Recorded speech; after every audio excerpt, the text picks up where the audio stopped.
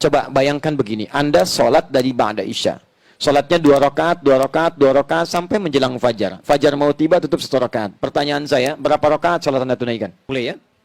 Saya agak cepat. Hadis riwayat Muslim, baik Anda tunaikan di malam hari setelah tidur, atau Anda tunaikan sebelum tidur, bagaimana cara menunaikannya? Saya mulai dengan hadis Muslim nomor hadis 749. Qala Rasulullah sallallahu alaihi wasallam. Satu kali kata Ibnu Umar radhiyallahu taala anhuma, Rasulullah sallallahu alaihi wasallam pernah bersabda, "Shalatul laili mathna mathna." Kalau Anda ingin tunaikan salat malam, silahkan mulai paling minimal kerjakan 2 rakaat dulu. Kemudian tambah 2 rakaat lagi. Masih sanggup terus 2 rakaat lagi. Bahkan wa idza khasya ahadakumul fajr. Kalau khawatir fajar akan segera tiba, falyutir raka'atan wahidah, segera tutup dengan witir 1 rakaat. Coba bayangkan begini, Anda sholat dari ba'da isya.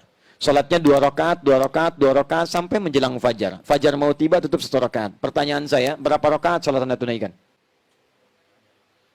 Banyak ya?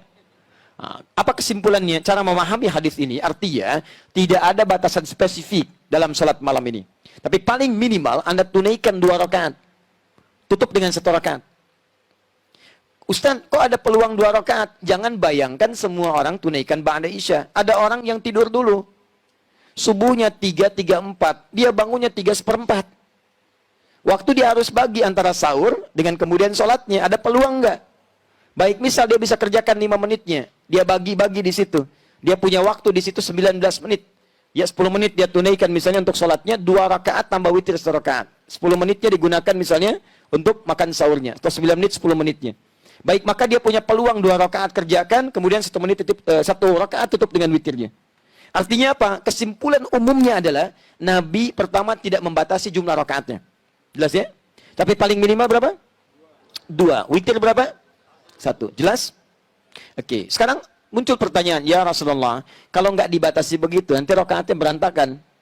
Yang 1 paket hemat, 2, witir 1. Yang 1 pertengahan, ada 4, witir 1. Yang lainnya ambil 11, yang lain lebih daripada itu. Adakah baginda Rasulullah SAW mencontohkan pada kami rakaat standar? Sehingga dengan itu jadi standar penunaian salat ini. Maka diriwayatkan dari Sayyidah Aisyah radhiyallahu taala anha, tercantum di Al-Bukhari nomor hadis 2008 sampai 2010. Datanglah 3 orang sahabat bernama Abdullah bin Mas'ud, Hudzaifah al-Yamani dan Ubay bin Ka'ab radhiyallahu taala anhum jami'an. Sa'alu Sayyidah Aisyah radhiyallahu taala anha. Mereka bertanya pada Sayyidah Aisyah radhiyallahu taala anha. Apa pertanyaannya? Kaifa kanat salat Rasulullah sallallahu alaihi wasallam? Bagaimana salat malamnya Nabi sallallahu alaihi wasallam? Faqalat, beliau berkata, "Ma kana yazidu fi Ramadan wala fi ghairi." Perhatikan cara menerjemahkannya, lihat baik-baik. Selama tinggal dengan saya, ingat ya, selama tinggal dengan saya, maksudnya selama menginap di rumah Sayyidah Aisyah. Istri Nabi Sayyidah Aisyah saja atau ada yang lain, Bu? Ada yang lain ya? Berapa istri Nabi? Baik, lebih daripada 4. Ada Sayyidah Maimunah saat itu, ada Ummu Habibah, ada Sayyidah Zainab radhiyallahu taala anhunna jami'an. Tapi selama menginap di rumah Sayyidah Aisyah, begini cara memahaminya, kata beliau tidak pernah menambah baik di Ramadan atau di luar Ramadan ala 11 raka'atan, dari 11 rakaat. Di beliau sepanjang di rumah Sayyidah Aisyah itu salatnya senantiasa 11 rakaat. Berapa rakaat? 11. 11 rakaat. Apa rumusnya? Yusalli arba'an. Beliau salat 4 rakaat. Thumma yusalli arba'an. Kemudian tambah 4 rakaat. Thumma yusalli thalathan. Kemudian ditutup dengan 3 rakaat. 4, 4, 3. 4 tambah 4 tambah 3, 11 rakaat. Selama di rumah Sayyidah Aisyah. Teruskan hadisnya, tahan sampai sini. La tas'al an husnihinna wa tulihinna. Tapi jangan pernah ditanyakan bagaimana panjang dan bagus bacaan gerakannya. Jangan tanyakan panjang dan bagusnya. Panjang dan bagusnya. Ini takotaki. Yang ini 4, 4, 3. Kita ambil 2 hal di sini. Pertama, diajarkan di sini tentang jumlah rakaat. Ya kata Sayyidah Aisyah, yang standar silahkan 11. Rumusnya 4, 4, 3. Selama di rumah saya 4, 4, 3. Tadi istri Nabi bukan hanya Sayyidah Aisyah. Kita cek di rumah yang lain. Kita temukan ternyata di rumah Sayyidah Maimunah, kesaksian sahabat Ibnu Abbas radhiyallahu taala anhuma tersebut di Abu Daud nomor hadis 1369. Ketika beliau tinggal di rumah Sayyidah Maimunah untuk melihat kebiasaan sholat malam Nabi dan bangunnya Nabi di malam hari, dilihat oleh beliau. Kata beliau, karena Rasulullah sallallahu alaihi wasallam adalah kebiasaan Nabi sallallahu alaihi wasallam, idza staiqadha min naumi, apabila bangun beliau di pertengahan malamnya, maka beliau bangun, lihat baik-baik, di pertengahan malam. Lebih sedikit, yazidu qalilan aw yanqusu qalilan. Lebih sedikit, kadang-kadang kurang sedikit. Saya sudah jelaskan kemarin. Kalau ukuran Indonesia, misalnya 4:30, subuhnya ya beliau bangun 1:30, kadang lebih, kadang kurang sedikit. Yang paling menarik, fajalasa, kemudian duduk terlebih dahulu. Famasaha biyadihi min atharin naum, kemudian menghapuskan bekas ngantuk di matanya. Ya, faqara khawatim min surah Ali Imran. Maka beliau membaca 10 ayat terakhir atau 11 ayat terakhir di surah Ali Imran. Kemudian berdoa, alhamdulillahilladzi ahyana ba'da ma amatana wa ilaihin nusyur. Dikuatkan dengan hadis riwayat Al-Bukhari, ya, riwayat sahabat Abu Dzar Al-Ghifari nomor hadis 181. Setelah itu kemudian apa yang terjadi? Tsumma dzahaba ila syinin mu'allaqah. Pergi ke tempat tertutup, ke toilet. Fatawadda, kemudian berdoa. Setelah itu pergi ke tempat sholatnya, mengikutilah Ibnu Abbas di belakangnya. Ketika mengikuti Nabi kemudian bertakbir, maka Ibnu Abbas ikut di belakang Nabi. Ditariklah oleh Nabi supaya sejajar dengan Nabi sallallahu alaihi wasallam. Hadis ini menunjukkan bolehnya imam, kalau makmumnya seorang, itu boleh berdiri sejajar. Ini imam, ini makmum, sejajar. Paham ya? Boleh juga makmum di belakang, imam di depan. Sejajar, tidak sejajar, tapi agak maju sedikit. Masih berdempet. Kalau makmumnya diduga, itu sudah baik, sudah kuat, sudah dewasa, sanggup menjaga dirinya. Tapi kalau anak ini baru kecil, kita boleh tarik sejajar dengan kita. Tidak ada masalah. Teruskan. Apa yang dilakukan oleh Nabi? Kata beliau, Nabi membuka dengan 2 rakaat yang ringan. Dikenal dengan khafifatain. Ditunaikan salat 2 rakaat dulu. Boleh, silakan. Khafifatain. Nggak pakai bacaan surat lain selain Al-Fatihah. Takbir Allahu Akbar, langsung Al-Fatihah. Ruku yang tidak sujud. Duduk di antara 2 sujud, sujud bangkit lagi 2 rakaat, seperti hal yang sama. Paham ya? Setelah itu beliau tunaikan salat intinya, beliau katakan 2 rakaat. Kemudian 2 rakaat. Kemudian 2 rakaat. Kemudian 2 rakaat. Kemudian 2 rakaat. Kemudian 1 rakaat. Jumlah berapa? 11. 2 tambah 2, 4 tambah 2, 6 tambah 2, 8 tambah 2, 10 tambah 1, 11. 11 rakaat. Kalau ingin ditambah dengan salat yang pemanasan tadi, khafifatain 2 rakaat ringan, berarti 13 rakaat. Poinnya, intinya tetap 11, tambahannya 2 rakaat sebagai 2 rakaat yang ringan. Di rumah Sayyidah Maimunah, beliau menunaikan rakaat standar 11 rakaat juga. Ingat ya, tapi rumusnya 2, 2, 2, 2, ujungnya 1. Boleh kalau mau witirnya 3, ujungnya 3. 2, 2, 2, 2, ujung 3. Atau 2, 2, 2, 2, 2, ujungnya 1. Jelas? Berapa rakaat? 11 rakaat. Dan ini mau 4, 4, 3, 2, 2, ujung 1 atau 3, jumlah 11, itu tidak saling mengungguli. Nggak ada masalah, dan jangan bertengkar pada urusan seperti ini.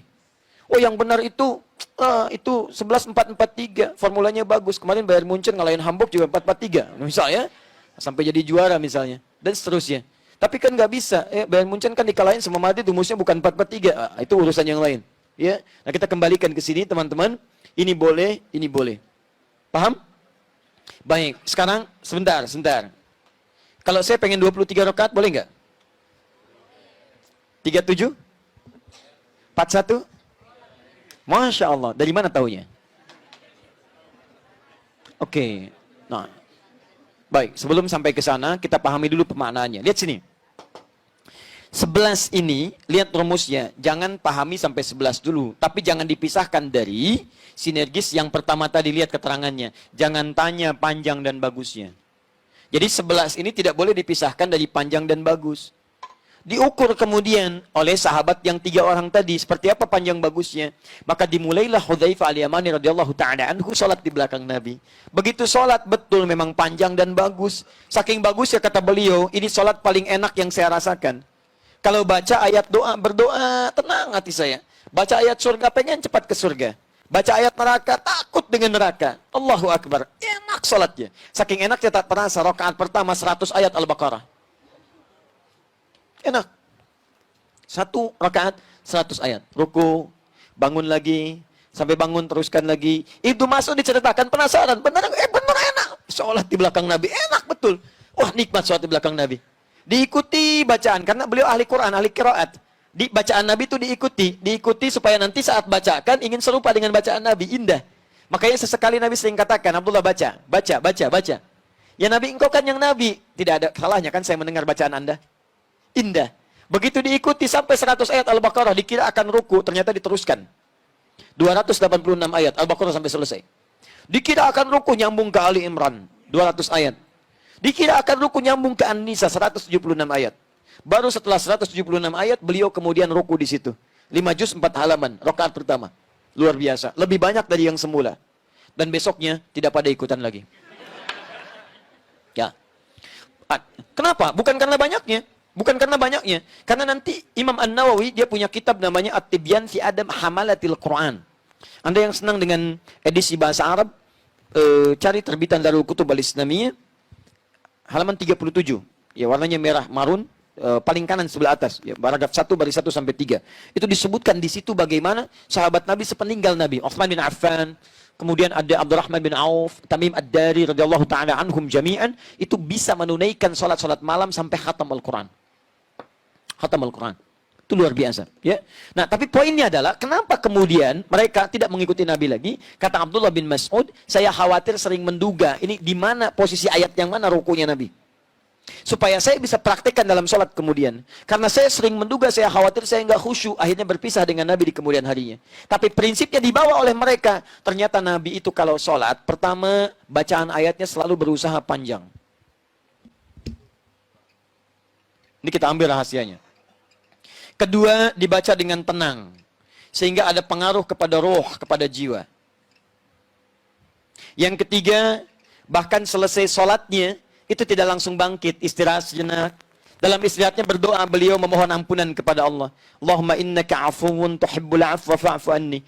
Ya Allah, aku banyak salah, aku banyak salah, aku banyak salah. Engkau maha pemaaf, engkau maha pengampun. Ampuni aku ya Allah. Maafkan aku. Seorang Nabi maksum, dijaga dari kesalahan, masih meminta ampunan dari kesalahan dan mengaku salah. Kita yang bukan Nabi, bukan Rasul, tidak maksum, merasakan bebas dari kesalahan. Itu yang fatal. Ini kemudian pasca salat, beliau berdoa dengan tenang. Istirahat, berdoa dengan tenang. Tahan, sini tahan. Fokus baik-baik. Lihat sini rahasia pertama. Rahasia pertama dibaca dengan panjang. Maksudnya memperbanyak ayatnya. Bukan sekedar panjang, memperbanyak ayatnya. Rahasia sholat malam, perhatikan rahasianya. Kenapa sampai disebut menyempurnakan puasa Ramadan? Teman-teman, ternyata ada satu amalan di dalam ibadah kita yang saat dikerjakan seperti sederhana tapi pahalanya melimpah. Apa amalan itu? Di antaranya adalah membaca Al-Quran. Kalau Anda sholat, sekali sholat nilainya 10. Ramadan dilipat gandakan. Tapi ingat, bukan cuma sholat yang dihitung, setiap bacaan Qurannya. Dan bacaan Quran skala dibacakan, satu hurufnya 10 kebaikan. Satu hurufnya sama dengan 10. Man qara'a harfan min kitabillahi falahu asyru hasanat. At-Tirmidzi nomor hadis 2910. Siapa yang baca satu huruf dari Al-Quran, dia mendapatkan 10 kebaikan. Masih ingat kalau Ramadan kali berapa? 10 lagi. Jadi satu hurufnya berapa? Allahu Akbar. Cuman Ramadan yang saat Anda bacakan setiap hurufnya itu mengalir kemudian 10 kali lipat minimal di hari biasa. Maka mau malam hari apa lagi yang Anda carikan pahalanya? Kalau Anda kehilangan Ramadan, peluang ini nggak ada. Makanya Nabi mengajarkan pada kita, jangan ributkan masalah rakaatnya. Anda harus maksimalkan, baca yang banyak, karena peluang pahalanya banyak. Silahkan cek. Jadi kalau Anda mau sholatnya 11, mau yang lainnya, maksimalkan yang penting bacaannya itu, usahakan maksimalkan panjang, dalam arti perbanyak ayatnya, banyak ayatnya. Karena setiap hurufnya ini digandakan luar biasa.